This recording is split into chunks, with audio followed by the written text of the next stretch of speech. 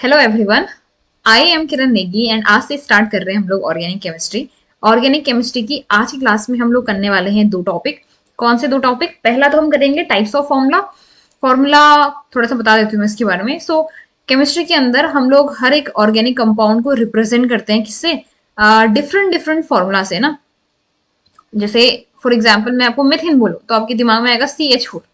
तो ये क्या है? इसका एक फॉर्मूला ही तो है। लेकिन फॉर्मूला बताने का या दिखाने का सिर्फ एक ही तरीका नहीं होता है, इसके बहुत सारे वेज है।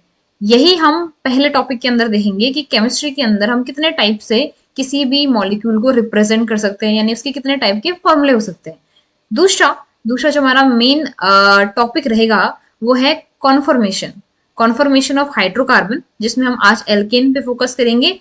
एल्केन का किस किस तरह से हम लोग कॉन्फॉर्मेशन बना सकते हैं, किस तरह से उनकी स्टेबिलिटी होती है, स्ट्रक्चर्स होते हैं, वो देखेंगे। उसके अंदर हम एग्जाम्पल लेंगे इथेन, प्रोपेन और ब्यूटेन का, जो कि आपकी सिलेबस में है।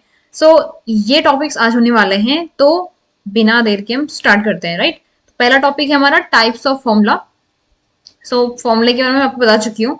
ये एक तरह का रिप्रेजेंटेशन होता है किसी भी मॉलिक्यूल और कंपाउंड को दिखाने का।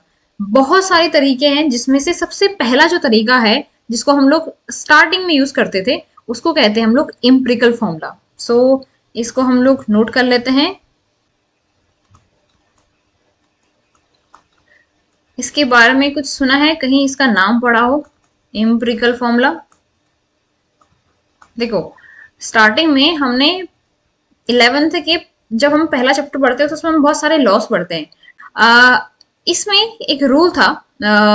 रूल के बारे में हम बात नहीं करेंगे, लेकिन वो ये बताता है कि किसी भी कंपाउंड को बनाने का तरीका ये था कि उसमें हम अलग अलग एटम्स एक प्रॉपर डेफिनेट रेशियो में लेते थे।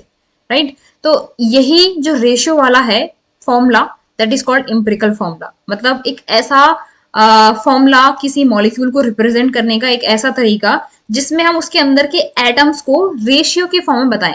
इसके फॉर्म में? रेशियो के फॉर्म में बताएं। इस तरह का फॉर्मूला कहलाता है empirical formula. Okay, empirical formula examples लेते हैं हम इसके। डेफिनेशन नहीं याद करनी है, बस पता होना चाहिए कैसे करना है। ठीक है, फॉर एग्जाम्पल मुझे किसी ने कहा एसिटिक एसिड। ठीक है, मैं एग्जाम्पल इसलिए ले रही हूँ क्योंकि मैं सारे कंपाउंड्स में इसी को यूज करूंगी। ठीक है, सी, इसमें होता है एक सी, एक होता है एच और एक होता है ओ। अभी मुझे एसिडिक एसिड का आपको रियल में फॉर्मूला पता होगा, आई होप, है ना। जिस क्लास में हम पढ़ रहे हैं हमें पता होता है कि इतने बेसिक बेसिक नाम तो इनके फॉर्मूले क्या है। लेकिन एसिडिक एसिड का अगर मैं आपसे इम्प्रिकल फॉर्मूला पूछूं तो आपको क्या करना पड़ेगा? उसके अंदर के एटम्स को रेशियो में लेके आना पड़ेगा। क्या होता है बताओ जरा। C1H2 और O कितने होते हैं इसमें? 1। ये रेशियो वाइज है, तो ये इसका इम्प्रिकल फॉर्मूला आया CH2O।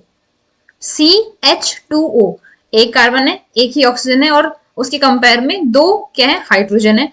हम रिलेटिव अमाउंट निकालते हैं इससे, इम्पिरिकल फॉर्मूले से। रेशियो यही तो होता है, रिलेटिवली एक दूसरे को कंपेयर करके एक दूसरे का क्या निकाला? अमाउंट निकाल दिया यहाँ पे। तो ये इम्पिरिकल फॉर्मूला होता है। ठीक है, इसी तरह से आप जितने भी एलिमेंट हैं उनको आप डिवाइड कर सकते हो उनके रेशियो में, और उसको क्या कहलाएंगे? उनकी इम्पिरिकल फॉर्मूला कहलाएंगे। इसके बाद जो हमारे पास दूसरा फॉर्मूला आता है जिसको हम लोग बहुत ज्यादा ही यूज करते हैं, that is molecular formula. Molecular formula. मैंने अगर अभी आपसे एसिडिक एसिड की ही बात की, तो मैं अगर एसिडिक एसिड का अगर नाम बोलती हूँ तो आपके दिमाग में क्या फॉर्मूला आता है? क्या होता है एसिडिक एसिड? इसका दूसरा नाम एथेनोइक एसिड भी है, अगर किसी को नहीं पता है तो। क्या आता है? CH3COOH, यही आता है। मैंने बोला एसिडिक एसिड, आपने बोला CH3COOH। देखो, इसी को जो ये CH3COOH है मॉलिक्यूलर फॉर्मूला कहते हैं। ठीक है, अब क्या डिफरेंस है इसमें और इम्प्रिकल फॉर्मूले में? इम्प्रिकल फॉर्मूले में हम रेशियो बता रहे थे, यहाँ पे हम एग्जैक्ट नंबर्स ऑफ एटम्स बता रहे हैं। किसी मॉलिक्यूल के अंदर कितने नंबर ऑफ एटम्स है, and that is the molecular formula. किसी भी एलिमेंट के अंदर प्रॉपर या एक्चुअल नंबर ऑफ एटम्स को बताने वाला क्या कहलाता है? मॉलिक्यूलर फॉर्मूला कहलाता है। सिंपल, कुछ नहीं ज्यादा सोचना है इसमें। अगर आपको और एग्जाम्पल लेने हैं वो लेना, बस दैट्स इट। इसके अलावा कुछ नहीं सोचना है। ठीक है, थर्ड पे चलते हैं हम लोग। थर्ड जो हमारे पास है वो है structural formula. Structural formula. Structural formula क्या है बताओ जरा। स्ट्रक्चरल फॉर्मूला, स्ट्रक्चरल फॉर्मूला देखो नाम से पता चल रहा है स्ट्रक्चर को रिप्रेजेंट करेगा। आपको क्या करना है, उस मॉलिक्यूल के स्ट्रक्चर को बताना है। पर स्ट्रक्चर से हमें एक्चुअल में पता क्या चलता है, हमें ये पता चलता है स्ट्रक्चर से कि मॉलिक्यूल आपस में किस तरह से ज्वाइंट है। ठीक है, ये ही डिफरेंस होता है इसमें कि मॉलिक्यूल आपस में किस तरह से ज्वाइंट है, वो बताने वाला क्या कहलाता है स्ट्रक्चर। मतलब जैसे हमने यहाँ पे लिख दिया CH3COOH है ना, ये जो मॉलिक्यूल फॉर्मूला में लिखा, पर आपको एग्जैक्टली पता चल रहा है इसमें कि कार्बन से कौन जुड़ा हुआ है, हाइड्रोजन किससे जुड़ा हुआ है, इस तरह से इस चीज को ये रिप्रेजेंट नहीं करता। तो इसको रिप्रेजेंट करने के लिए जो हम यूज करते हैं वो है स्ट्रक्चरल फॉर्मूला, जो एग्जैक्टली बताएगा कि हमारा मॉलिक्यूल किस तरह से स्ट्रक्चर में है। सो जैसे मैंने एसिडिक एसिड को लिखा है, इससे तो आपको थोड़ा बहुत पता चल रहा होगा, लेकिन मॉलिक्यूलर फॉर्मूले को ना एक्चुअल में इस तरह से लिख देते हैं C2H4O2। इस तरह से बुक में लिखा होता है मॉलिक्यूलर फॉर्मूला कि इसके अंदर 2 C है, H है। एग्जैक्ट इसका जो स्ट्रक्चर बताने वाला होता है वो स्ट्रक्चरल फॉर्मूला कहलाता है। ये डिफरेंस इसमें, ठीक है। तो जैसे अभी मैं बनाऊं एसिडिक एसिड का ही, तो मुझे एसिडिक एसिड पता है कि क्या है, कार्बन, कार्बन से लिंक है 3 हाइड्रोजन, तो इसके कार्बन के बगल में 3 हाइड्रोजन होंगे। फिर आया दूसरा कार्बन, कार्बन, इसको हम इस तरह से ना लिख के हम इस तरह से लिखेंगे CH3C। इससे क्या होगा, कोई बताएगा मुझे मैंने क्यों लिखा होगा ऐसे COOH। इस तरह से लिखा मैंने इसको क्योंकि इस कार्बन पे जो ये बीच में है इसमें 3 हाइड्रोजन एक साइड जुड़े होंगे और एक दूसरी साइड ये वाला कार्बन जुड़ा होगा। इस कार्बन से क्या होंगे, ये 2 ऑक्सीजन और 1 हाइड्रोजन जुड़ा होगा। यही बताने वाला देखो एग्जैक्टली कि एटम किस एटम से कनेक्टेड है, ये बताने वाला फॉर्मूला क्या कहलाता है, स्ट्रक्चरल फॉर्मूला कहलाता है। ठीक है, मॉलिक्यूलर फॉर्मूला अगर आपको थोड़ा सा डिफरेंस समझना है इसमें और इसमें, तो मॉलिक्यूलर फॉर्मूला को इस तरह से लिखना, ये वाला। इससे तो ये बहुत डिफरेंट है ना, तो आप एग्जैक्टली क्या कर सकते हो, उनके बीच में डिफरेंस कर सकते हो कि मॉलिक्यूलर फॉर्मूला तो हमें केवल exactly actual number of atoms बताता है किसी मॉलिक्यूल के अंदर, लेकिन स्ट्रक्चरल फॉर्मूला हमें ये बताता है कि वो एटम आपस में किस तरह से कनेक्टेड है। ठीक है, क्या है, किस तरह से कनेक्टेड है। सो हम चलते हैं नेक्स्ट टाइप्स पे। तो हमारे कितने टाइप हो गए, 3 टाइप हो गए। चौथा टाइप देखो आप अपना, इसका नाम है स्प्लिट फॉर्मूला। ऐसे तो सबके ना नाम में ही बहुत कुछ छुपा होता है ना, तो इसके नाम में क्या छुपा हुआ आपको कुछ समझ में आ रहा है, क्या छुप रखा है इसमें द डिस्प्लेड फॉर्मूला में, बताओ जरा। डिस्प्ले मीन्स क्या होता है, डिस्प्ले मतलब होता है कि किसी भी चीज को क्या करना, शो करना एक तरह से। तो अभी हमने फॉर्मूला बता दिया, उसका रेशियो बताया पहले, उसका फिर उसका मॉलिक्यूलर फॉर्मूला बताया, उसका हमने ये देख लिया कि किस तरह से कनेक्टेड है। लेकिन एक प्रॉब्लम होती है स्ट्रक्चर फॉर्मूले में, अगर आप ध्यान से देखो, मैं आपको बताती हूँ। जो हमने ये भी देखा, हमने CH3COOH की बात की है ना, क्या ये उन एटम्स के बीच में नंबर ऑफ बॉन्ड्स बता पा रहा है, नहीं, राइट। सो यहाँ पे एक इसका क्या है, डिसएडवांटेज है स्ट्रक्चर फॉर्मूले का। इस डिसएडवांटेज को दूर करने वाला कहलाता है डिस्प्लेड फॉर्मूला, जो एग्जैक्टली नंबर ऑफ बॉन्ड्स भी बताता है। नंबर ऑफ बॉन्ड्स कितने हैं किसके बीच में, इन एटम्स के बीच में, वो बताने वाला क्या कहलाता है, द डिस्प्लेड फॉर्मूला। तो अगर मैं इसी का एसिडिक एसिड का स्ट्रक्चर बनाऊं तो ये कुछ इस तरह से बनता है।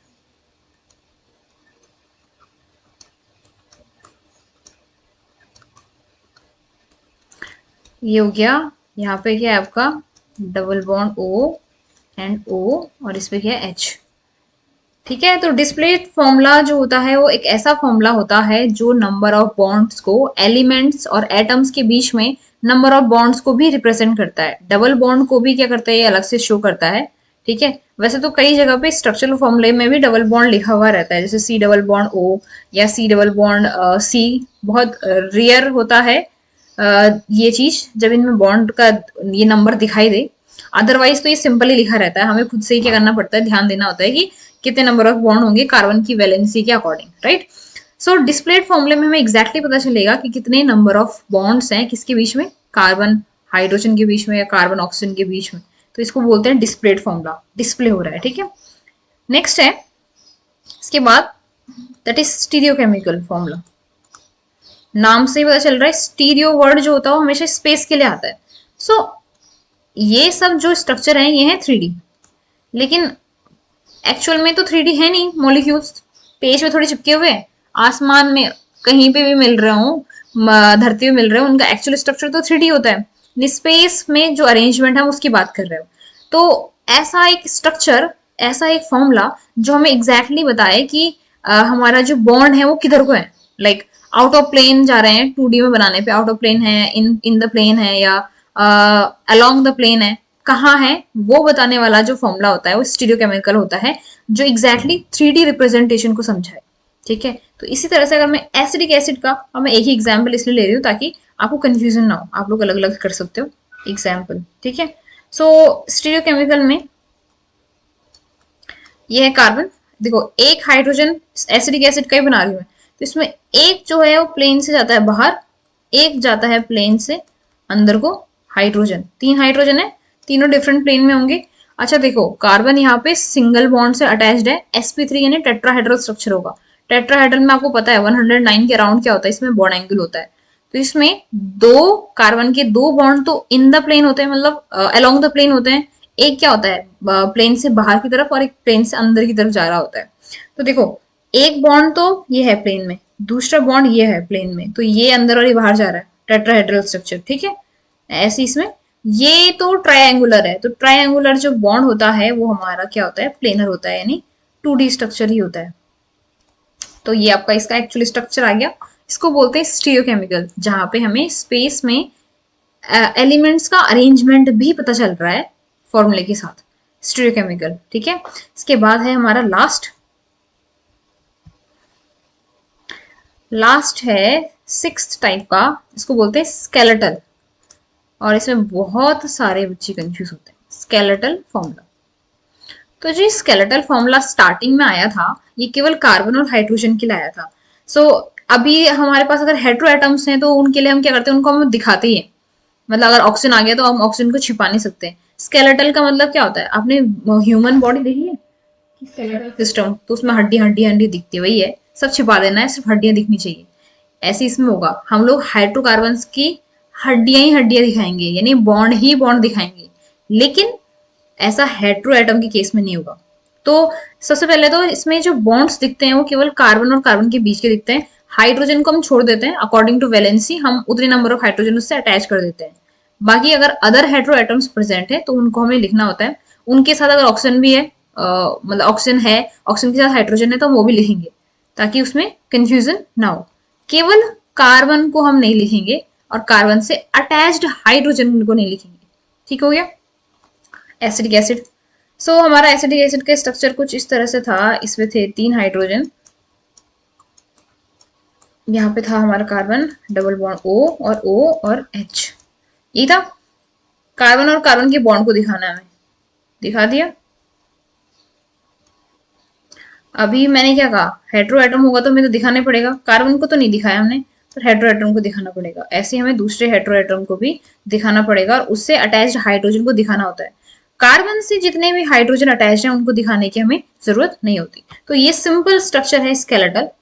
अगर मैं ऐसे ही आपको मिथेन का बोलती तो कैसे बनाते बताओ जरा, मिथेन का स्केलेटल फॉर्मूला कैसे बना सकते हैं, इसमें तो कार्बन कार्बन बॉन्ड ही नहीं है, तो बताओ मिथेन का स्ट्रक्चरल फॉर्मूला तो हम बना सकते हैं जो कार्बन के चारों ओर 4 बॉन्ड दिखाएगा, लेकिन इसका स्केलेटल फॉर्मूला क्या होता है, मिथेन का स्केलेटल फॉर्मूला क्या होता है, इसका फॉर्मूला होता है this, the point. And that is very interesting right, कि अगर हमने बना भी दिया, रहे हमने बोला मिथेन बनाओ और आपने बोला कि अपने टीचर को कि पॉइंट बना के दिखा दे ये है मिथेन, तो क्या बोलेंगे इस बात पे। सो एक्चुअली मिथेन का स्केलेटल फॉर्मूला पॉइंट ही होता है, क्योंकि हम हाइड्रोजन से, कार्बन से अटैच हाइड्रोजन को शो ही नहीं करते। ठीक है, सो ये इंटरेस्टिंग था इसके बारे में स्केलेटल फॉर्मूला। तो ये थे आपके types of formula in organic chemistry जो हम लोग यूज करेंगे, ऐसे नहीं कि ये गए भाई, नहीं, इनको यूज करेंगे इवन केमिस्ट्री के, ऑर्गेनिक केमिस्ट्री के लास्ट लास्ट तक। ठीक हो गया, तो ये था टाइप्स ऑफ फॉर्मूला। मैंने इसका एक चार्ट जैसा भी बना रखा है, इसको आप लोग क्या करोगे, इसी को याद करना आपको, दैट्स इट। देखना ध्यान से एम्पिरिकल फॉर्मूला क्या है। ये एसिडिक एसिड का ही एग्जाम्पल लेके सारे कर रखे हैं।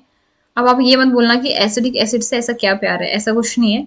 जस्ट कि वो एक ऐसा एग्जाम्पल है जो सब पे फिट हो जाएगा, जिसमें सब चीजें दिख रही हैं, सारे तरह के फॉर्मूले हम इसको यूज कर सकते हैं। आप लोग कोई अदर एग्जाम्पल से भी चार्ट बना सकते हो, बट इसको याद रखना है। Empirical formula, molecular formula, structure, displayed formula, stereochemical formula और स्केलेटल फॉर्मूला, 6 टाइप के फॉर्मूले आप लोगों ने सीख लिए। अब चलते हैं हम लोग अपने नेक्स्ट टॉपिक पे, that is conformation of alkene. इस चीज को समझने का ना एक सिंपल सा तरीका ये है, एल्केन्स एक हाइड्रोकार्बन का टाइप है। क्या खास है इनमें कि इनमें क्या होता है, सिंगल बॉन्ड मिलता है।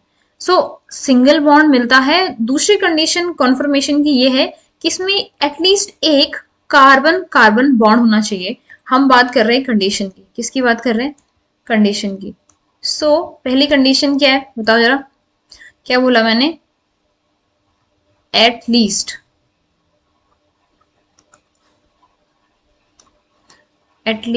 One carbon carbon bond should present, ठीक है।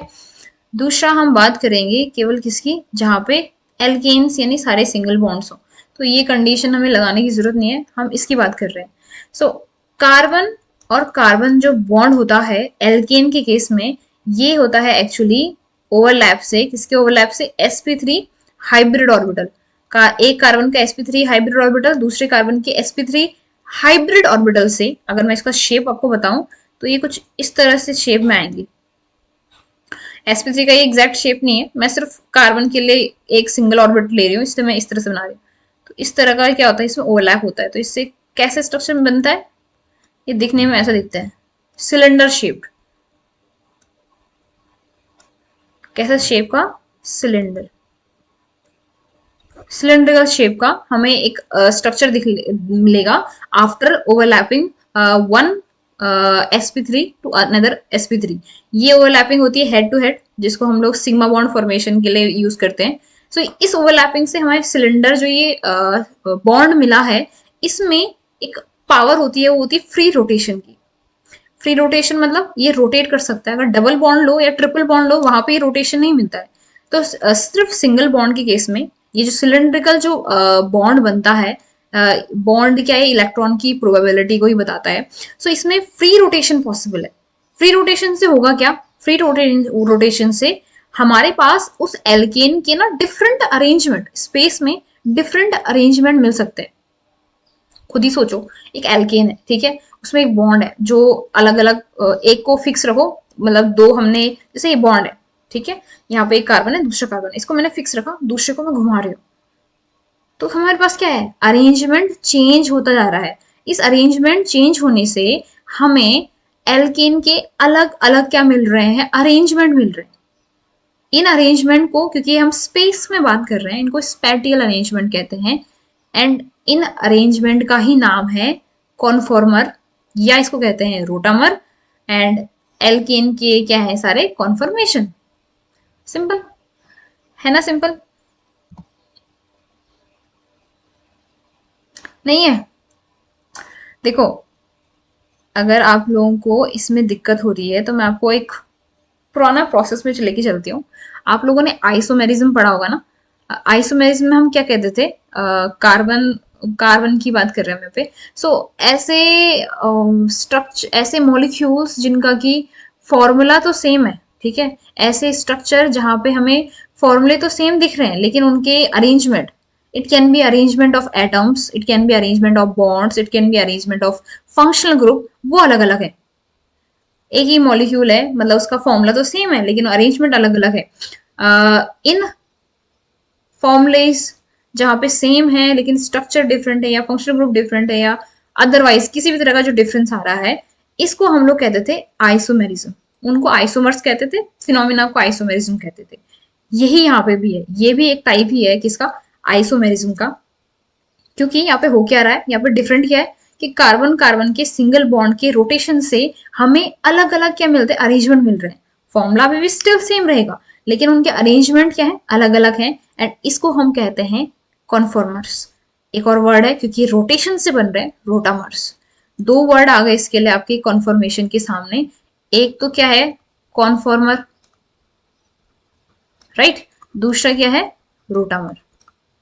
एंड इन्हीं अरेंजमेंट से जो मिलने वाले स्ट्रक्चर हैं इनको हम कॉन्फर्मेशन ऑफ एल्केन कहेंगे। ठीक है, नाउ अब बात करते हैं फ्री रोटेशन की। सो फ्री रोटेशन एकदम तो फ्री नहीं होता, क्योंकि यहाँ पे कहीं ना कहीं थोड़ा बहुत रिपल्शन मिलता है, बहुत ही वीक रिपल्शन मिलता है। एंड मैं आपको एक एग्जाम्पल लेके बताती हूँ इसको।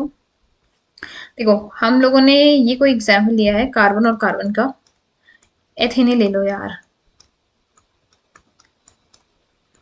ये है ना हमारा क्या है, ये एथेन। सो अगर मैं इस कार्बन और कार्बन के बॉन्ड को घुमाना चाहूँ, एक को हमने कर दिया फिक्स, इस पे हमने कील ठोकी, बिल्कुल नहीं हिलेगा। दूसरे को हम कर रहे हैं चाबी दे रहे हैं, जैसे चाबी देने से होगा क्या, अभी ये चाबी देना कितना इजी है और कितना डिफिकल्ट है उसकी बात हो रही है। क्या हम लोग फ्रीली घुमा सकते हैं? तो होता ये है कि अगर देखो इस कार्बन का ये वाला बॉन्ड देखो ध्यान से, मैं एक ही बॉन्ड की बात कर रही हूँ अभी, ये वाला, एंड इस कार्बन का ये वाला बॉन्ड, इनके ये बॉन्ड बनते किससे हैं? इलेक्ट्रॉन से, राइट? इलेक्ट्रॉन क्लाउड होगा ना, ये सिंगल बॉन्ड है तो एक इलेक्ट्रॉन क्लाउड जो होता है दूसरे इलेक्ट्रॉन क्लाउड को क्या करता है, हमेशा रिपेल करता है। सो जब ये रोटेट कर रहा होगा तो ये बार बार एक दूसरे के क्या आएंगे, एक मिनिमम एंगल पे आएंगे जहां पे वो रिपल्शन बहुत पावरफुल होगा। तो कहीं ना कहीं ये एकदम फ्री रोटेशन नहीं है, बल्कि इस रोटेशन की जो कीमत इनको चुकानी पड़ती है that is 1 to 20 kilo joule पर मोल। 1 से लेके 20 किलो जूल पर मोल तक की एनर्जी रिक्वायरमेंट होती है इस रोटेशन के लिए या इस रिपल्शन को झेलने के लिए। लेकिन ये अमाउंट बहुत ही कम है, ठीक है, बहुत ही कम, इसलिए एट द रूम टेम्परेचर ये रोटेशन बहुत ही इजीली रहता है, क्योंकि रूम टेम्परेचर पे थर्मल एनर्जी प्रेजेंट होती है, आप लोगों को पता होगा। सो ये थर्मल एनर्जी करती क्या है, थर्मल एनर्जी के कारण मॉलिक्यूल आसानी से रोटेट कर जाता है, ठीक है, और रोटेट करके होगा क्या, हमें डिफरेंट डिफरेंट कॉन्फर्मेशन मिलेंगे। ठीक है, सिंपल इजी। अभी होगा क्या, इन कॉन्फर्मेशन को देखने का तरीका होता अगर हमारे पास 3D चीजें होती, है ना। तो केमिस्ट ने भी यही सोचा कि अगर हम इनको रिप्रेजेंट करते 3D मॉडल से तो ज्यादा बेटर होता। लेकिन पढ़ना तो हमें 2D पे ही है। इवन अगर आप किताब में पढ़ रहे हो, कॉपी में पढ़ रहे हो, कहीं भी पढ़ोगे तो किस में पढ़ रहे हो, 2D में। तो उन्होंने ट्राई किया कन्वर्ट करने का, किसको, 3D को 2D में। तो इसके दो रिप्रेजेंटेशन हम पढ़ने वाले हैं आज। First one is saw horse representation. Horse का रिप्रेजेंटेशन हम लोग पहले देखने वाले हैं। इन्होंने किस तरह से इस अरेंजमेंट को और इस रोटेशन को समझाया वो ध्यान से देखना। तो सॉ हॉर्स का मॉडल को दिखाने का तरीका ये है, जिस कार्बन कार्बन सिंगल बॉन्ड की हम बात कर रहे हैं उसको एज अ स्ट्रेट लाइन हम क्या कर लें, बनाएं। ठीक है, जैसे हमने इसे बना दिया, ये कौन सा है, कार्बन कार्बन बॉन्ड है। अब इसमें हम समझाएं उन टिल्टेड है, स्लाइटली ओब्लिक एंगल से हम देख रहे हैं इसको, दूसरे साइड से देख रहे हैं।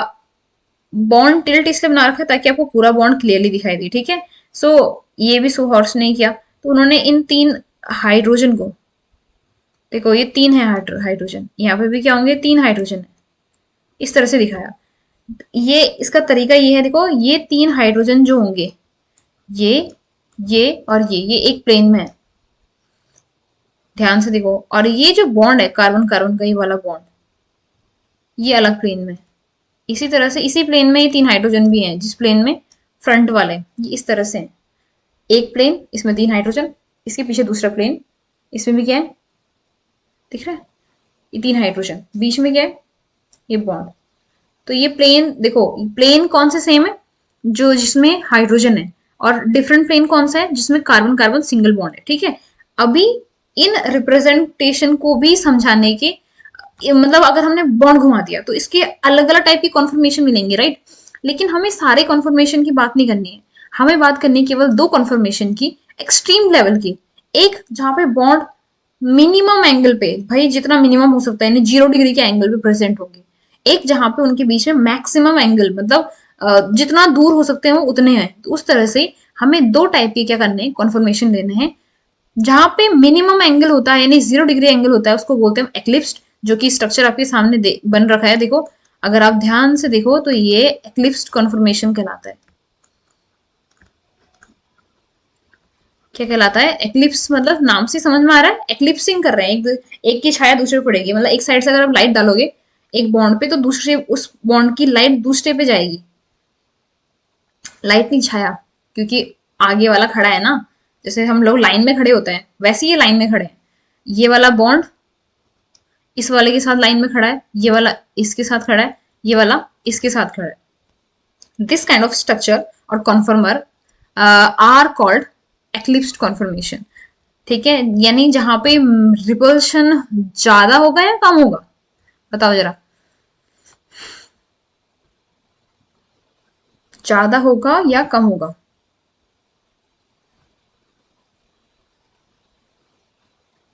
ज्यादा होगा यार, ऑब्वियसली ज्यादा नहीं होगा, क्योंकि एक दूसरे से मिनिमम एंगल पे पॉसिबल है. इसी तरह से अगर मैं सेम स्ट्रक्चर बनाऊं जहां पे हम बात करें मैक्सिमम एंगल की, अभी ज्यादा टिल्ट हो गया.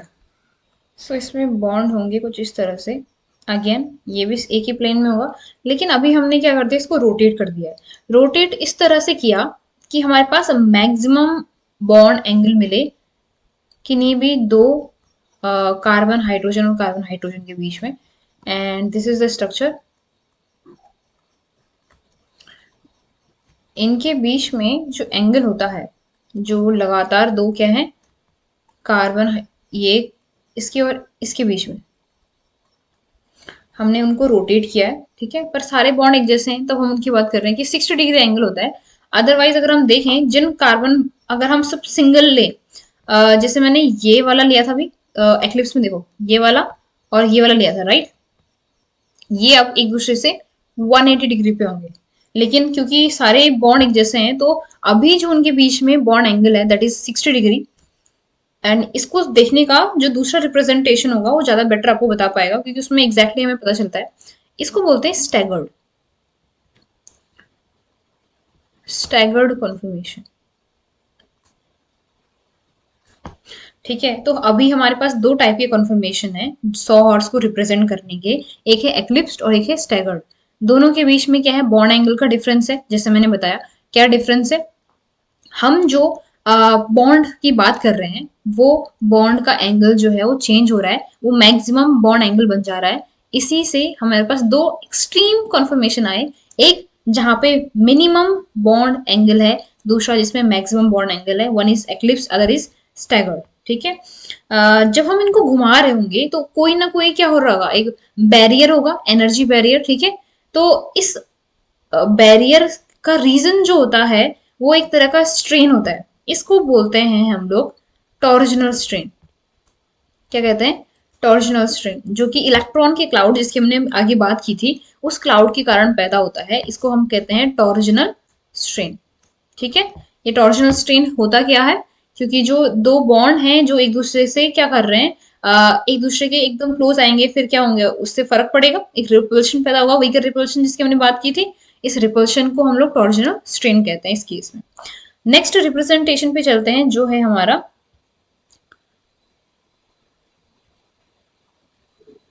न्यूमन. इसको हम लोग कहते हैं Newman representation. Just give me a sec. ठीक है, 100 हॉर्स और एक्लिप्स तो हो गया. नेक्स्ट है न्यूमन रिप्रेजेंटेशन. सो न्यूमन रिप्रेजेंटेशन में हम लोगों ने एक अलग तरीके से मॉलिक्यूल को देखना है. बात वही होगी, कार्बन और कार्बन के बॉन्ड की होगी, लेकिन इसमें दो कार्बन है, अभी भी दो ही कार्बन है. पहले वाले कार्बन को आपको पॉइंट लेना है और उसके तीनों हाइड्रोजन को बताना है. उसके पीछे वाले को देखना वहीं से मॉलिक्यूल को. ये जो दो प्लेन है, फॉर एग्जाम्पल ये दो प्लेन है, देखना इनको आगे से ही ऐसे फ्रंट से, तो ये और ये ऐसा लगेगा ये आगे है और ये पीछे है, राइट. जब हम दोनों को इस तरह से देख रहे हैं, सामने से देख रहे हैं, अलोंग द एक्सिस देखेंगे बॉन्ड के, तो हमें ये लगेगा आगे वाला क्या है, फ्रंट वाला, और फ्रंट के पीछे वाला वो एक ही लाइन में है. फ्रंट वाले को हम लेंगे ऐसा पॉइंट और उसके तीनों हाइड्रोजन को बताएंगे. पीछे वाले को लेंगे हम सर्कल में और उसको भी हम उसके 3 हाइड्रोजन को बताएंगे. एथेन का केस ले, एथेन का, लेकिन अगर आप कोई और अदर कोई और मॉलिक्यूल भी है, अभी हम एग्जांपल्स में देखेंगे, वहां क्लियर हो जाएगा. सो न्यूमैन के केस में अगर हम लोग दो कार्बन की बात करेंगे तो पहले वाले पॉइंट को हम क्या लेंगे, एज अ पॉइंट लेंगे. ठीक है, एंड इसके 3 हाइड्रोजन जिस तरह से मैंने ये लगा दिए, ये. ठीक है, इसमें तो कोई प्रॉब्लम नहीं है. एंड दूसरे वाले को हमने ले लिया सर्कल में, ये दूसरा कार्बन है.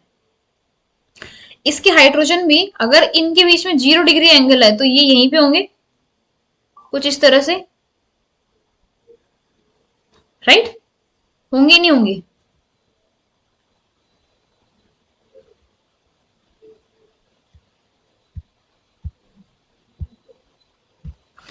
ये सर्कल में अब इसकी तीनों हाइड्रोजन देखो, ये इसका हाइड्रोजन है पहला, दूसरा और तीसरा, तीन। ये तीन पीछे वाले की क्या होगा, पीछे वाले कार्बन के हाइड्रोजन हो गया। ये हाइड्रोजन में वर्ड यूज कर रहे हो, इट्स नॉट नेसेसरी कि वो हाइड्रोजन ही हो, कोई अदर सब्सटीट्यूएंट भी होगा, लेकिन ये है हमारा जहां पे 0 डिग्री एंगल है। और उस कन्फर्मेशन को क्या कहते हैं जहां पे 0 डिग्री होता है? That is called eclipse. तो ये है न्यूमैन का एक्लिप्स कन्फर्मेशन। साफ साफ दिख रहा है हमें कि उनके बीच में जो बॉन्ड एंगल है वो 0 डिग्री का है। इसी तरह से जब हम क्या करें, दूसरे स्ट्रक्चर को बनाए, मतलब वही पहले वाले को तो हमने बना लिया जहां पे मिनिमम बॉन्ड एंगल है। अभी हम दूसरे की बात कर रहे हैं, दूसरे में बॉन्ड एंगल कितना है बताओ? कितना कहा था मैंने? 60 डिग्री कहा था ना पहले वाले केस में। यहां देखो,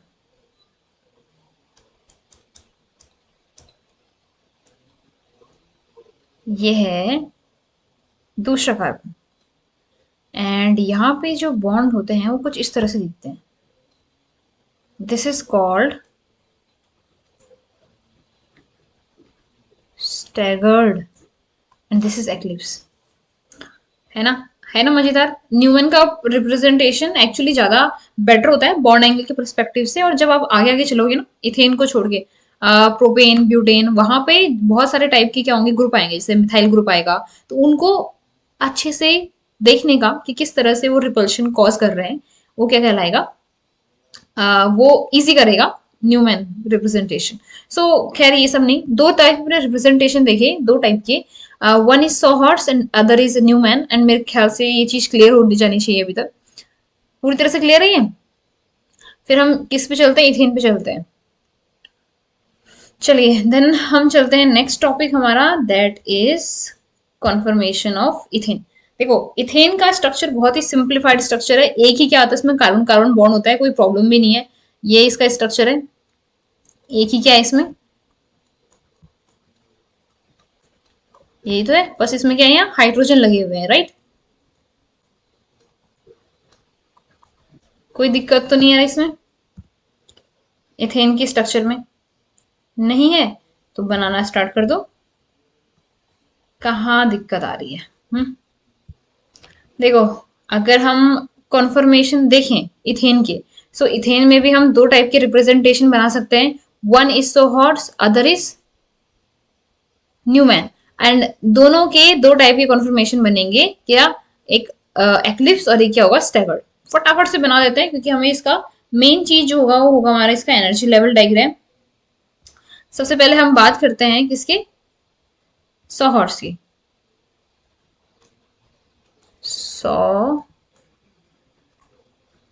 हॉर्स, सो हॉर्स में अगर हम बनाएं तो फिर वही पहले हमें क्या करनी है, टिल्टेड लाइन खींचनी है। इस पे क्या करना है, पहला हमने 3 हाइड्रोजन बना लिए, फिर पीछे के 3 हाइड्रोजन दिखाने, सेम बॉन्ड एंगल है उनके बीच में, मतलब एक दूसरे के साथ क्या होता है, एक्लिप्सिंग कर रहे हो। तो ये दो हाइड्रोजन देखो सेम लाइन में है, ये दो हाइड्रोजन सेम लाइन में है, और ये हाइड्रोजन सेम लाइन में। This is called eclipse structure. अभी हमने क्या करना है, हमारे पास जो 2 कार्बन है जो प्लेन में है, अब उनको घुमाना है। घुमाने में क्या होता है, मैंने आपको बताया था कि ये क्या होगा, एक तरह का स्ट्रेन काम करता है जिसको हम टॉर्जनल स्ट्रेन कहते हैं, ठीक है? ये स्ट्रेन यहाँ पे काम करेगा, बट हमें यहाँ पे हमारे पास इससे बेटर एक स्ट्रक्चर मिलेगा। बेटर क्यों बोल रही हूँ मैं ऐसा, ये वाला क्या होता है, ये जिसमें ये H और ये H देखो इतनी दूर चले गए हैं 180 डिग्री पे, लेकिन इनके बीच का बॉन्ड एंगल कितना है, 60 degree. This is called eclipse and this is staggered, right? ये है आपकी सोहॉर्ट स्ट्रक्चर किसके, एथेन के केस में। अब हम चलते हैं न्यूमैन पे। अच्छा मैंने आपको बीच में एक वर्ड बोला, वो ये कि स्टैगर्ड बेटर है, ठीक है? तो इसका रीजन जो होता है वो रिपल्शन से है। देखो कोई भी मॉलिक्यूल चाहेगा कि वो उस कंडीशन में रहे जहां पे उसमें क्या हो, रिपल्शन जो है वो कम से कम हो, करेक्ट? तो रिपल्शन कम होता है किसी केस में, जहां पे बॉन्ड एंगल ज्यादा होगा, वो दो बॉन्ड्स के बीच में, बॉन्ड किसकी, वो कार्बन हाइड्रोजन का बॉन्ड। एक्लिप्स के केस में तो जीरो है, एकदम सामने सामने खड़े हैं एक दूसरे के, तो एक दूसरे पे क्या करेंगे, लगातार एक फोर्स लगा रहे होंगे, रिपल्शन लगा रहे होंगे, जिससे एक अनस्टेबिलिटी पैदा होती है। लेकिन उसके कंपेयर में स्टैगर्ड में बॉन्ड डिस्टेंस ज्यादा है, वो बॉन्ड एंगल ज्यादा है, सो इस वजह से वो दूर दूर रहेंगे। ठीक है, तो ये चीज क्लियर हुई। नेक्स्ट चलते हैं कन्फर्मेशन में, अब भरते करते हैं न्यूमैन की। न्यूमैन, ठीक है, न्यूमैन का केस में वही हमने पहले एक डॉटेड लाइन बनानी है, उस पर 3 हाइड्रोजन हमने लगा दिए। फिर हमें क्या करना है,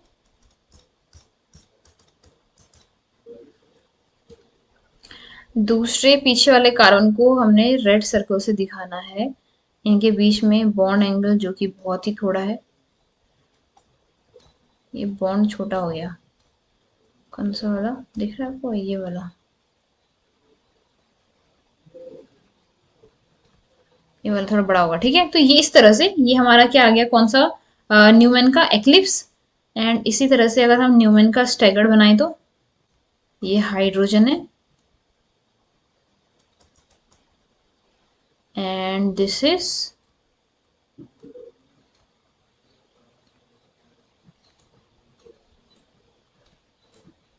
ये क्या है, स्टैगर्ड। और ये क्या था हमारा एक्लिप्स। कोई कंफ्यूजन इसमें?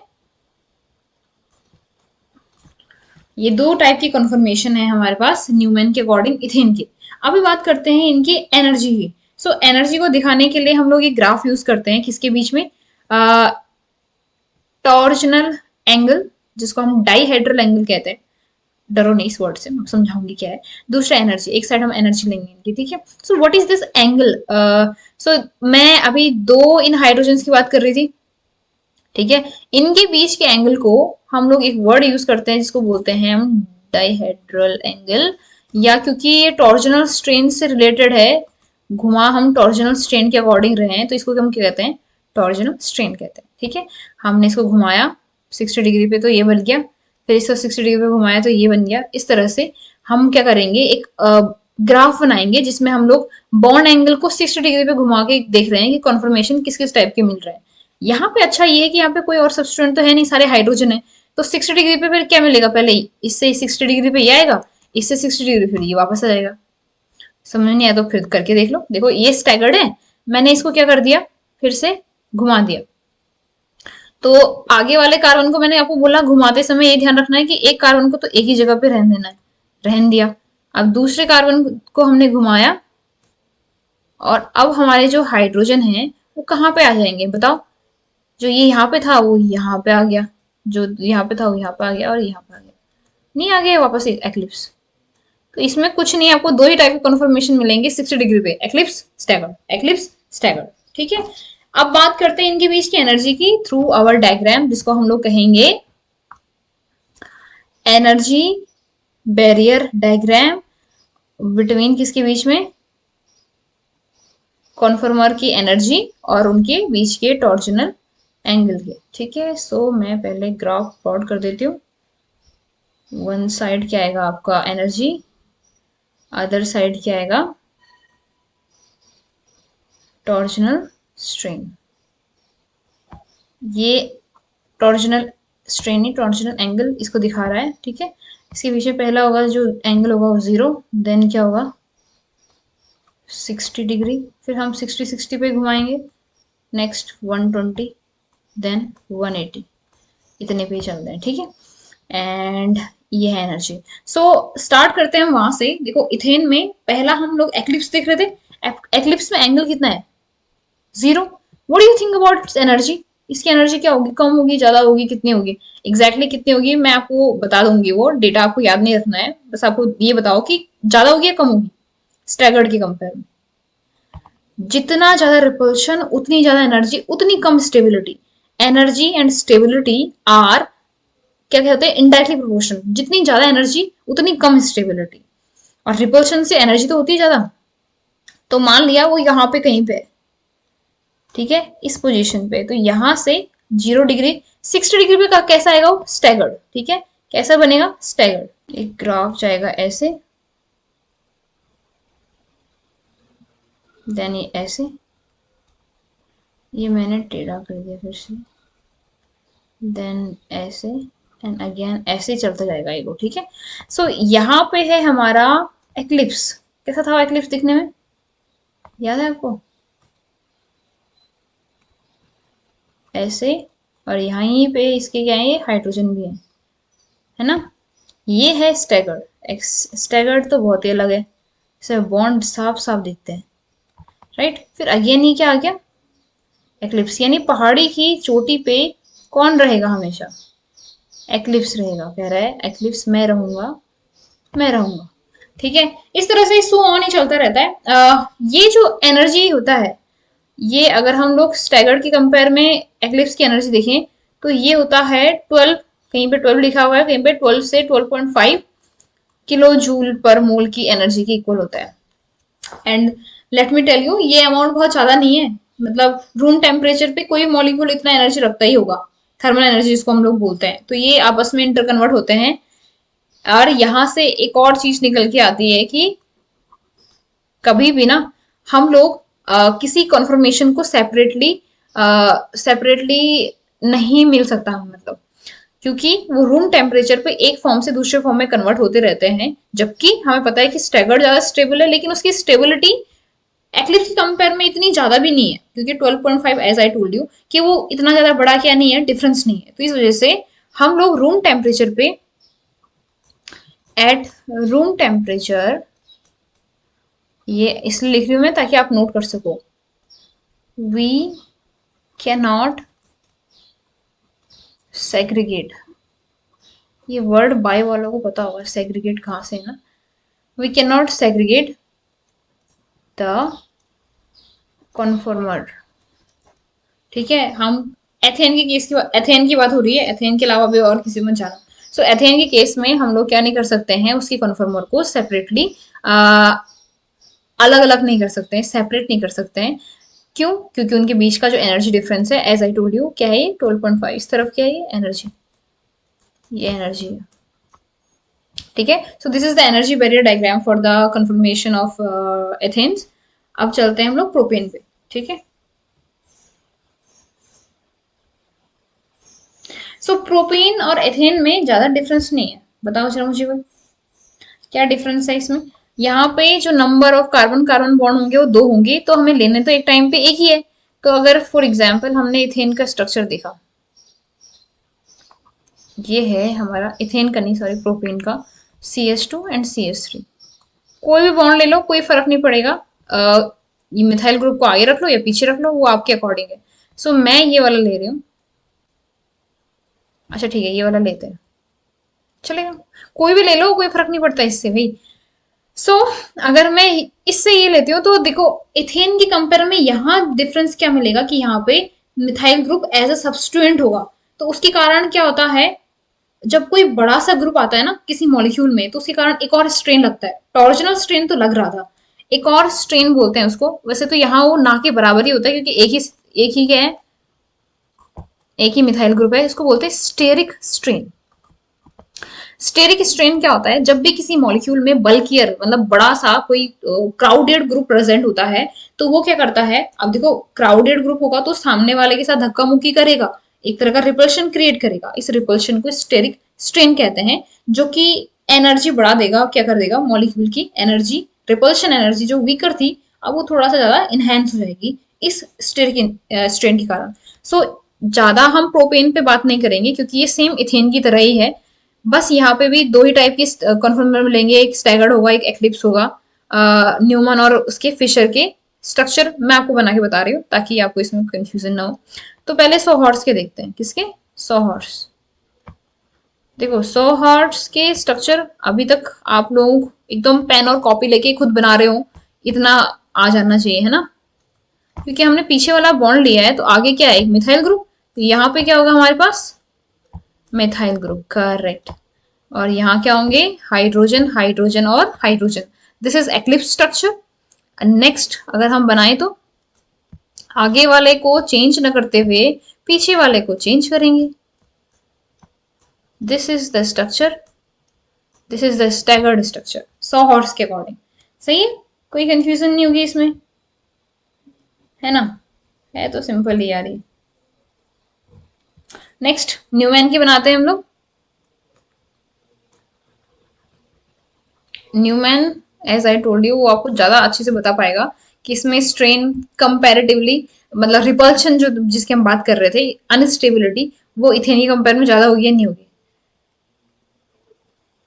पहला हमने क्या करना है, पॉइंट लेना है पहले वाले कार्बन के लिए, दूसरे वाले कार्बन को हमने, इसको मैं बना देती हूँ इससे ताकि आपको ये दिखे। यहाँ पे तो था CH3, यहाँ पे क्या आएगा, हाइड्रोजन।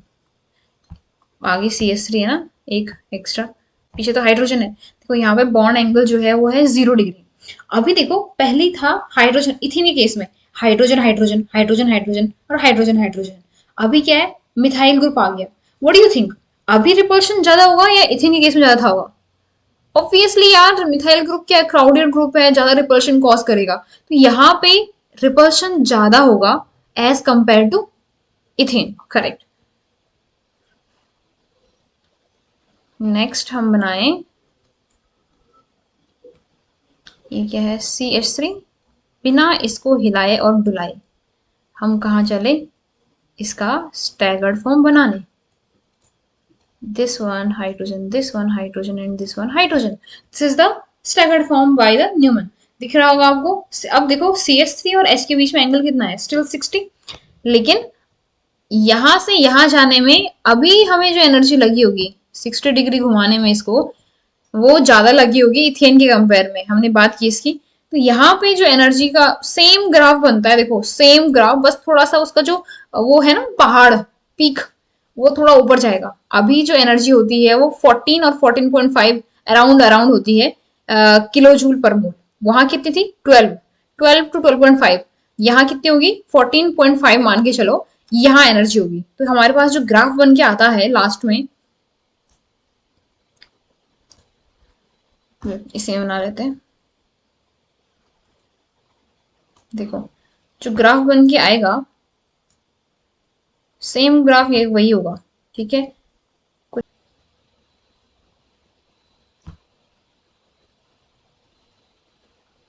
इस तरह से इसका ग्राफ बनेगा। यहाँ पे क्या होगा, मैंने बताया था 60 डिग्री एंगल, यहाँ पे कितना होगा 180 डिग्री, यहाँ पे क्या होगा 120। 60 डिग्री के एंगल पे हमारे पास फिर से वही स्टैगर्ड आते रहेंगे, लेकिन यहाँ पे जो ये पीक होगा ना, इस पीक का वैल्यू थोड़ा ज्यादा होगा।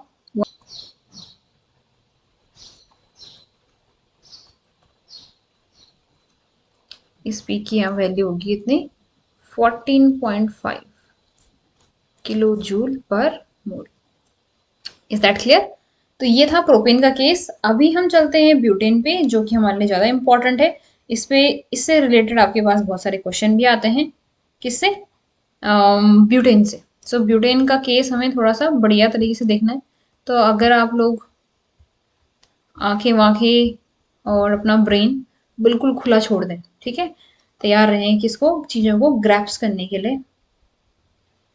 ब्यूटेन में खास ये है कि इसमें क्या होगा, number of carbon carbon bond जो होंगे इसमें 3 होंगे। Correct, number of carbon carbon bond 3 होंगे। तो हम लोग लेंगे सिमेट्रिकल के हिसाब से एकदम मिडिल वाला बॉन्ड, ताकि दोनों साइड हमारे पास एक एक CH3 जाए। ये वाला बॉन्ड लेंगे हम किसमें, जो हम लोग न्यूमैन का या सॉहर्स का प्रोजेक्शन देखेंगे, उसमें हम इस बॉन्ड की बात करेंगे। बाकी सारे उसके अराउंड, कार्बन के अराउंड सब्स्टिट्यूएंट कहलाएंगे, ठीक है। तो सबसे पहले जब हम लोग सॉहर्स का देखते हैं, वैसे तो हम डायरेक्ट अब न्यूमैन का बना सकते हैं, राइट, आपको बस उसको सीखना था। तो देखो ये मिथाइल ग्रुप एंड ये मिथाइल ग्रुप एक दूसरे के क्या है, एकदम एक ही लाइन में है। ये क्या है, इसका एक्लिप्स।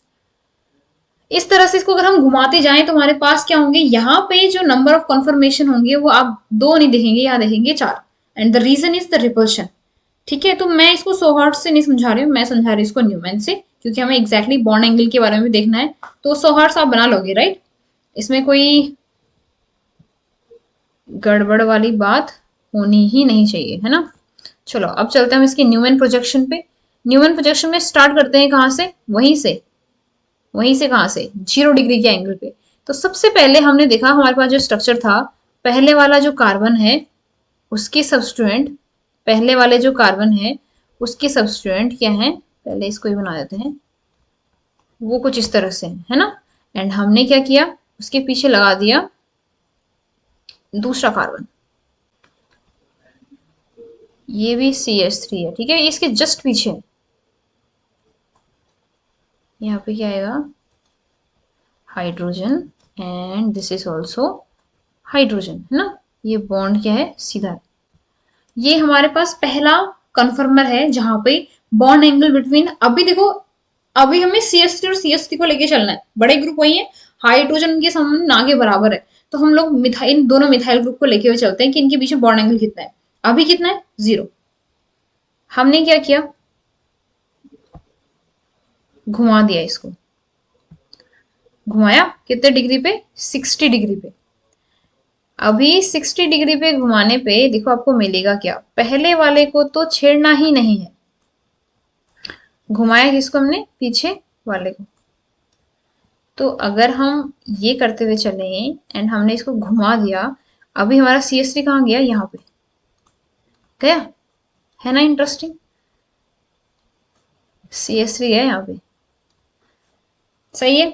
अभी अगेन आप इसको जरा 60 डिग्री घुमाओ, जरा क्या मिलता है, घुमाया मैंने इसको फिर से 60 डिग्री पे, अभी देखो स्ट्रक्चर क्या मिल रहा है, वो वाला इंटरेस्टिंग है। आगे वाले कार्बन पे तो कोई छेड़छाड़ नहीं हुई, सेम वैसे ही रहा, लेकिन जो पीछे वाला है ये मचाएगा नाक में दम। अभी CH3 ये बॉन्ड गए हैं यहाँ, देखो बॉन्ड एंड बना दो इनमें, यहाँ पे क्या आ गया, हाइड्रोजन, देखो मिथाइल ग्रुप आ गया यहाँ पे। अभी ना मिथाइल और मिथाइल के बीच में जो बॉन्ड एंगल होगा, देखो 2 बार 60 हो गया, अब 120 होगा, लेकिन मिथाइल और हाइड्रोजन वाला जो है इनके बीच का बॉन्ड एंगल कितना है, 0, ये सेम लाइन में आ गए। ध्यान से समझना इस चीज को, ये ब्यूटेन का पूरा वो चेंज कर देता है, किसकी, ब्यूटेन की कॉन्फर्मेशन को ही, एक्लिप्स और स्टैगर्ड को देखने का तरीका ही चेंज होगा आपको, ठीक है। नेक्स्ट फिर से हमने इसको घुमाया, क्या, ये घुमाना, ये मैं डबल एरो क्यों दिखा रही हूँ, क्योंकि कॉन्फर्मेशन 1 to 2 दोनों में कन्वर्ट हो सकता है ना। एंड अगेन घुमाने का एंगल हमने दिया 60 डिग्री। अभी देखो अभी क्या मिला हमें, पहले के कार्बन को सेम वैसे ही बनाएंगे जैसे वो है, यहाँ पे क्या है हमारा CH3, यहाँ पे क्या है H, यहाँ पे क्या है H, एंड पीछे वाला जो कार्बन है वो इतना घूम चुका है कि अब उसका सर चकरा रहा है, अब आ गया वो इस पोजीशन पे, ये आ गया हमारा CH3, ये आ गया H और ये H। इसके बाद हमें अगेन यही वाला स्ट्रक्चर मिलेगा, तो हम लोग सिर्फ इन 4 को देखेंगे, क्योंकि इसके बाद अगर आप घुमाते जाओगे ना तो ये अब ये स्ट्रक्चर अपने एक दूसरे को रिपीट करने लग जाएंगे। तो 4 डिफरेंट मिलते हैं स्ट्रक्चर, वो आपके सामने दिख रहे हैं। क्या कर रखा हमने, 60 डिग्री के एंगल पे उनको घुमा रखा है। कोई कंफ्यूजन नहीं आता, नहीं। अभी कंफ्यूजन यहाँ क्रिएट होगी, भाई इनमें एक्लिप्स कौन है और स्टैगर्ड कौन है, बताओ। एक्लिप्स क्या कहा था हमने, minimum bond angle, maximum repulsion, जहां पे बॉन्ड एंगल कम से कम हो और रिपल्शन ज्यादा हो। तो यहाँ पे ऐसे 2 स्ट्रक्चर हैं, देखो, एक तो है पहला नंबर 1 दिख रहा है, यहाँ पे CH3 और CH3 एक दूसरे के साथ एक ही लाइन में है, 0 डिग्री एंगल पे है, तो रिपल्शन क्या होगा, बहुत ही सारा होगा, नहीं होगा, ठीक है। इसके अलावा जो स्ट्रक्चर नंबर 3 देखो, दिख रहा है, इसमें भी स्ट्रेन तो है, अच्छा मैंने इसका एक बॉन्ड बनाया ही नहीं है, क्या यार आप लोग बताते भी नहीं हो, ये है ना। सो यहाँ पे भी रिपल्शन है, यहाँ पे भी स्ट्रेन है, लेकिन यहाँ पे CH3 और H का 2 CH3 HH एक दूसरे के पास में, ठीक है, तो इससे भी स्ट्रेन पैदा होगा, लेकिन स्ट्रेन ज्यादा किस में होगा, फर्स्ट और थर्ड में से। फर्स्ट में ऑब्वियसली 2 बड़े बड़े ग्रुप एक दूसरे के सामने है, और यहाँ पे क्या है, मिथाइल और हाइड्रोजन है, हाइड्रोजन तो छोटा ग्रुप है। अब बात करते हैं स्ट्रक्चर नंबर 2 और 4 की, यहाँ पे है मैक्सिमम बॉन्ड एंगल की पॉसिबिलिटी। देखो CH3 और CH3 यहाँ पे 60 डिग्री के एंगल पे, चौथे वाले में CH3 और CH3 180 डिग्री के बॉन्ड एंगल पे, ये दोनों ही स्टैगर्ड होते हैं, दोनों ही स्ट्रक्चर क्या होते हैं, स्टैगर्ड कहलाते हैं, क्योंकि उसमें एंगल जो है वो मैक्सिमम जितना हो सकता है उतना है, ठीक है। तो इनमें से दोनों स्टैगर्ड को, एक को बोलते हैं गॉस और एक को बोलते हैं एंटी। देखो एंटी होता है जहां पे मिनिमम रिपल्शन होता है, यानी मैक्सिमम स्टेबिलिटी होती है। तो जो बड़े बड़े ग्रुप है वो मैक्सिमम डिस्टेंस पे 180 पे, यानी फोर्थ वाले पे। ये आपका है तो स्टैगर्ड ही है, तो स्टैगर्ड ही, लेकिन स्टैगर्ड का कौन सा फॉर्म है? एंटी। जो सेकंड वाला है ये भी है तो स्टैगर्ड ही, क्योंकि इसमें रिपल्शन और के कंपेयर में कम है, लेकिन इसको बोलते हैं हम स्टैगर्ड का गॉस फॉर्म। और जो एक्लिप्स फर्स्ट और थर्ड है, इनको हम लोग कहते हैं एक्लिप्स, जिसमें से फर्स्ट वाला जहां पे मैक्सिमम रिपल्शन है, इसको हम कहते हैं फुल एक्लिप्स। Full eclipse. और दूसरे वाले को सिंपल एक्लिप्स कह देते हैं। कई जगह पे इसको क्या लिखा रहता है? हाफ एक्लिप्स भी कहते हैं, लेकिन हम इसको सिंपल एक्लिप्स लिख रहे हैं क्योंकि हाफ वर्ड इसके लिए सही टर्मिनोलॉजी नहीं है। तो इस तरह से चार स्ट्रक्चर हमें ब्यूटेन के देखने हैं, क्योंकि चार, यही चार मिलेंगे। अगर आप घुमाते जाओ ना तो यही आपस में रिपीट होते जाएंगे। तो इन चार को हमने नाम भी दे दिया है, तो ये स्टैगर्ड एक्लिप्स ही, लेकिन स्टैगर्ड के अंदर भी क्या कहलाते हैं ये? Gauche, anti, eclipse, full eclipse. ठीक है। इन सारे कन्फर्मेशन को, ब्यूटेन के जितने कन्फर्मेशन होते हैं, इनके लिए एक वर्ड होता है that is called skew. Skew word कहते हैं नंबर ऑफ क्या है कन्फर्मेशन जो कि ब्यूटेन में पॉसिबल होते हैं उनके लिए। ठीक है। अगर मैं आपको इनसे आगे इन चारों की स्टेबिलिटी का पूछूं, बताओ जरा। स्टेबिलिटी और एनर्जी एक दूसरे के ऑपोजिट है। अगर आप मुझे स्टेबिलिटी का ऑर्डर बताओगे तो उसका जस्ट ऑपोजिट ऑर्डर किसका होगा? स्टेबिलिटी का ऑपोजिट एनर्जी, या आप रिपल्शन कह सकते हो। तो मुझे बताओ जरा, सबसे ज्यादा स्टेबल कौन सा था इनमें से? जहां पे क्या है? मैक्सिमम बॉन्ड एंगल है। कौन है वो जिसके पास ये होता है? तो ये होता है एंटी। तो एंटी जो होता है ये क्या है, मैं आपको बता क्या रही हूँ ये, इसको मिटा देते हैं, लिख देते हैं पहले। इसको बोलते हैं ऑर्डर ऑफ स्टेबिलिटी। क्या कहते हैं? Order of stability. इसकी बात हो रही है। इसमें से सबसे ज्यादा जो स्टेबिलिटी है वो मैंने बताया आपको किसकी है? एंटी की। एंटी की क्यों है बताओ जरा। क्योंकि वहां पे जो दो बड़े बड़े क्राउडेड ग्रुप हैं वो एक दूसरे से बहुत ही दूरी बना रखे हैं, यानी बहुत ज्यादा बॉन्ड एंगल पे हैं। That is anti. उसके बाद क्या आएगा? कौन सा फॉर्म आएगा? गॉज। फिर क्या आएगा? Eclipse. And in the end हमारे पास क्या आएगा? Full eclipse. इसका जस्ट अगर आपसे कोई पूछे कि इनमें रिपल्शन बताओ तो इसका ऑपोजिट क्या होगा? रिपल्शन होगा। या सिंपल एनर्जी बताओ तो इसका जस्ट ऑपोजिट क्या होगा? रिपल्शन। रिपल्शन नहीं करी मैं, ऑर्डर आ जाएगा आंसर में ना। तो ये हमारे पास क्या आ गई? ब्यूटेन की क्या आ गई? स्टेबिलिटी आ गई। इसमें कोई कंफ्यूजन अभी तक? हम्म। अभी हम बनाएंगे इनका एनर्जी बैरियर डायग्राम। उससे पहले मैं आपको एक और चीज समझाना चाहती हूँ। ये ऑर्डर कई बार जो होता है गॉस और एंटी में थोड़ा सा डाइवर्ट होता है। मतलब कई बार ऑर्डर ऑफ स्टेबिलिटी जो होता है वो ये आता है कि Gauss is more stable then anti, बाकी पीछे का तो सेम रहेगा। आया मजा? आप बताओ क्यों? क्यों ऐसा होता है कि गॉस की स्टेबिलिटी एंटी से ज्यादा होती है इन जनरल, जबकि हमें रिपल्शन से भी दिख रहा है कि भाई एंटी ज्यादा होना चाहिए, एंटी की स्टेबिलिटी ज्यादा होनी चाहिए। उसका रीजन क्या होता है आप बताओ मुझे। हम्म। कोई तो बता दो मुझे। हाँ जी, कौन बता रहा है? Why gauze is stable, more stable in some cases than NT? देखो ये केस होता है जब हमारे पास पॉसिबिलिटी होती है, एक वर्ड है that is called intra molecular hydrogen bonding. ये हमें तब देखने को मिलता है। इंट्रा मोलिकुलर हाइड्रोजन बॉन्डिंग के केस में हमें क्यों देखने को मिलता है ये पहले इसको समझो। होता ये कि कई बार स्ट्रक्चर जो है वो ये एथेन मिथेन प्रोपेन को छोड़ के हमें और भी देखने को मिलेंगे जहां पे कोई इलेक्ट्रोनेगेटिव एलिमेंट प्रेजेंट हो। और देखो ये जो हाइड्रोजन बॉन्डिंग होती है ये केवल इंट्रामोलिकुलर या चाहे वो इंट्रा हो चाहे वो इंटर हो, दोनों केवल तब मिलेगी जब इलेक्ट्रोनेगेटिव एलिमेंट प्रेजेंट हो इन द मॉलिक्यूल। ठीक है। तो उस केस की बात हो रही है। जैसे मैंने आपको एक ये स्ट्रक्चर दे रखा है, देखो गॉस का। हाँ, ये कोई स्ट्रक्चर है।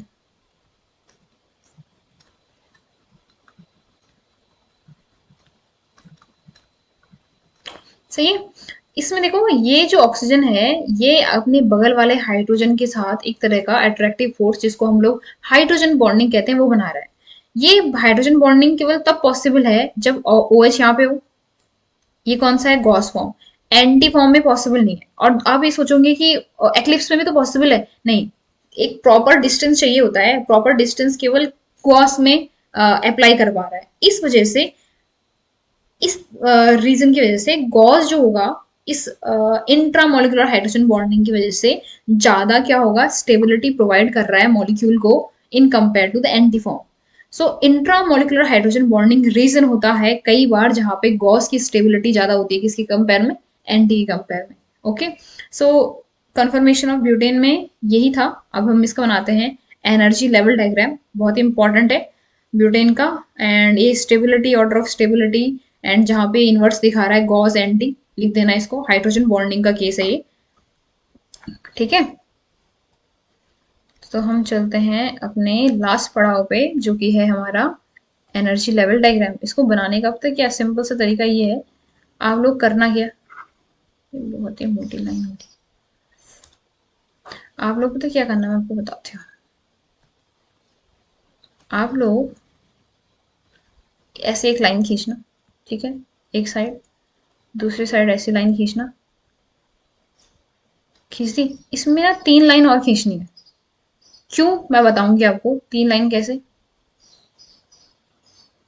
ऐसी एक, इसमें गैप थोड़ा क्या होगा, थोड़ा कम है, और इसमें थोड़ा ज्यादा है, ध्यान देना।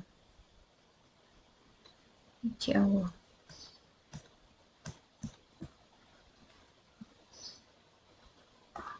इसमें गैप थोड़ा ज्यादा है, ठीक है, दिख रहा है। And then this is the third line, इसके बीच में गैप क्या है, कम है। इस तरह से 3 लाइन खींचनी है। 3 लाइन मैं बताऊंगी आपको। सबसे जो नीचे आता है यहाँ पे, इस पॉइंट पे, इस पे मिलेंगे जितने भी क्या है, एंटी वाले हैं। बाकी तो आपको पता ही है, यहाँ पे क्या आता है, थीटा, टॉर्जिनल एंगल, है ना। और यहाँ पे क्या आती है आपकी एनर्जी, है ना। यहाँ पे जो फॉर्म मिलेंगे वो मिलेंगे जो एंटी वाले होंगे, जहां पे bond angle between CH3 and CH3 is 180। यहाँ पे मिलेंगे वो जो होंगे गॉस फॉर्म। यहाँ पे होंगे वो जो क्या होंगे, एक्लिप्स। तो आप सिंपल उसको मिलाते हुए डायग्राम घुमाते रहना, ढूंढते रहना कि ये एंटी है, गॉस है ये, और उनको मिलाते रहना। बहुत ही इजी है ये तरीका इसको याद रखने का, फुल एक्लिप्स। सो स्टार्ट कहाँ से करते हैं, स्टार्ट होती है 0 डिग्री एंगल पे। तो 0 पे कौन सा होता है, फुल एक्लिप्स, है ना। यहाँ पे मिलेगा एक्लिप्स। एंगल बना लो, ये है 0 डिग्री एंगल, यहाँ पे क्या है 60, यहाँ पे क्या है 120, और यहाँ पे क्या है 180। देन क्या होगा, 60 में प्लस करेंगे तो 240, इतना ही लेते हैं, ठीक है। सो सबसे पहले हमें मिला फुल एक्लिप्स। उसके बाद हम 60 पे गए, तो 60 पे क्या मिलता है हमें, गॉस फॉर्म। 60 पे क्या मिलता है हमें, गॉस फॉर्म, तो यानी दूसरा इसका नंबर आएगा। तीसरे पे जब बॉन्ड एंगल 120 होता है, क्या होता है 120 कहाँ पे होता है, जब हमें मिलता है एक्लिप्स। फिर क्या होगा, एंगल फुल कहाँ जाएगा, एंटी। एंटी तो मिलता है 180 डिग्री, ये तो हम बात कर रहे थे। फिर वापस क्या होगा, 240 से कहाँ जाएगा, इसके बाद का एंगल तो हमने बनाया नहीं, इतना ही बना लो आप। तो इसमें सारे फॉर्म तो आ ही गए ना, बस वही तो करना है, इनको जोड़ो। फुल एक्लिप्स से कहाँ जाते हैं हम लोग, गॉस में। गॉस से कहाँ आते हैं, एक्लिप्स में। एक्लिप्स से कहाँ जाते हैं, एंटी में। ये ग्राफ ऐसे टेढ़ा नहीं होना चाहिए, एंटी में। फिर 240 में कहाँ पे आते हैं वापस, 240 में कौन सा एंगल होता है 180 के बाद, वापस क्या होता है,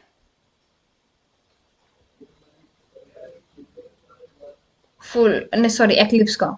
एंड अगेन अगर आप देखोगे ना, तो जैसे ही आप इस साइड बनाओगे ना, ये बीच की लाइन है इसका, ये सोचो ये जैसे इस साइड है ऐसे इस साइड भी आएगा।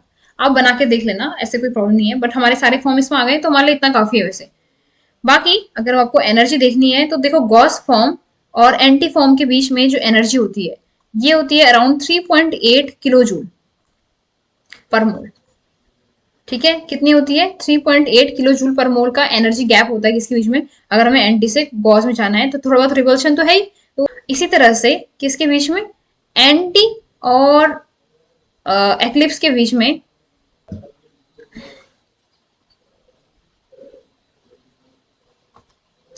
इसी तरह से किसके बीच में,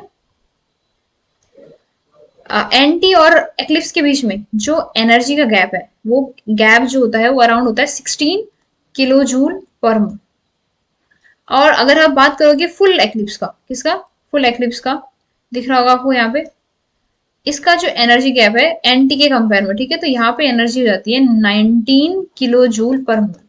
ये इनके बीच की एनर्जी गैप मैंने आपको बता दी। अ, वैसे तो ये इन्फॉर्मेशन इतनी इंपॉर्टेंट नहीं है आपके लिए, डेटा याद नहीं रखना है, डायग्राम याद रखना कि किसके बीच में कितना एनर्जी है। रिपल्शन ये तो आपको सारे डायग्राम से, न्यूमैन के प्रोजेक्शन से आपको सब दिख जाता है। करेक्ट। तो ये था कन्फर्मेशन ऑफ ब्यूटेन। हमने इसका energy level diagram, barrier diagram भी देख लिया। इसको कई जगह पे टॉर्जनल बैरियर डायग्राम भी कहते हैं, क्योंकि टॉर्जन के स्ट्रेन को ही पार कर रहा हो। इसमें एक और स्ट्रेन हमने बाद में पढ़ा, स्टेरिक। ठीक है, स्टेरिक स्ट्रेन। तो ये खत्म हुए आपके दोनों टॉपिक्स, बहुत ही इंपॉर्टेंट है, अच्छे से पढ़ना। कोई कंफ्यूजन होगा तो मुझे बताना। ठीक है, सो नेक्स्ट क्लास में मिलते हैं।